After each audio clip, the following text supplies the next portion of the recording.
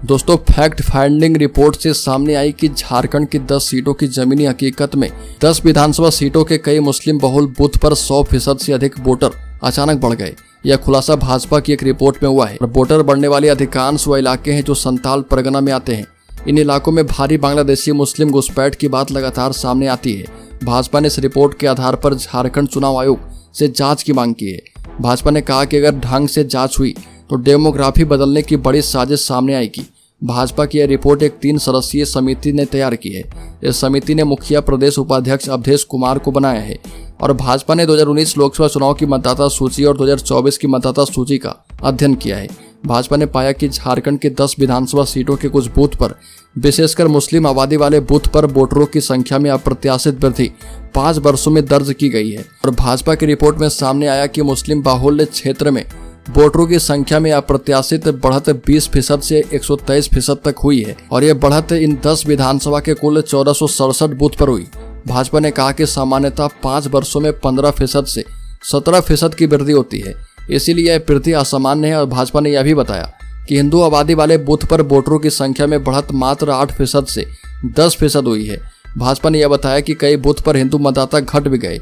भाजपा की रिपोर्ट में कहा गया कि अगर इन सब बूथों की जांच हो तो डेमोग्राफी बदलने की एक साजिश सामने आएगी। भाजपा ने आरोप लगाया कि विदेशी घुसपैठियों द्वारा प्रशासनिक अधिकारी के द्वारा अपना नाम वोटरों की सूची में दर्ज करवाया गया, जिसके लिए अवैध रूप से कागज बनवाए गए। साथ ही मांग की गई कि इस मतदाता सूची में फर्जी पाए जाने वाले वोटरों पर जनप्रतिनिधि कानून के तहत कार्रवाई की जाए। भाजपा के प्रदेश अध्यक्ष बाबूलाल मरांडी ने इस मामले पर मुख्यमंत्री हेमंत सोरेन को पत्र लिखा है। अपने पत्र में लिखा कि बांग्लादेशी घुसपैठियों के कारण यहाँ की आदिवासी जनसंख्या पर प्रतिकूल प्रभाव पड़ रहा। घुसपैठी यहाँ पर तेजी से बढ़ रहे, जिससे आदिवासी जनसंख्या पर प्रतिकूल प्रभाव पड़ रहा।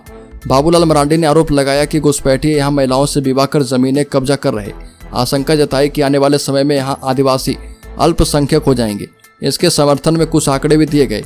मरांडी के दिए आंकड़े में बताया गया कि 1951 में संताल परगना में 41% आदिवासी आबादी थी, जो कि 2011 में 28% ही बची है।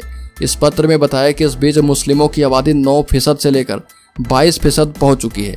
झारखंड के गोड्डा से सांसद निशिकांत दुबे ने भी इस मामले को उठाया है। मार्च 2024 में आज तक की एक रिपोर्ट में बताया गया था कि अब बांग्लादेशी मुस्लिम घुसपैठिए पश्चिम बंगाल के रास्ते आते हैं, इसके बाद वह बस जाते हैं। इनमें से कुछ आदिवासियों की लड़कियों को निशाना बनाते हैं। जब लड़कियां उनके दिखावे में फंस जाती है तो उनसे शादी कर लेते हैं। शादी के बाद लड़की की कागजों में पहचान आदिवासी के तौर पर रहने दी जाती है और उसके बाद उस लड़की के नाम पर जमीन ली जाती है और फिर उससे बहुत सारे बच्चे पैदा किए जाते हैं या फिर उसकी जमीन कब्जा ली जाती है। रिपोर्ट में बताया गया था कि यह सब करने के लिए बांग्लादेश से आने वाले घुसपैठी को फंडिंग मिल रही है। लड़की की पहचान आदिवासी रखने के पीछे सरकारी फायदे और इसके साथ ही आरक्षण है।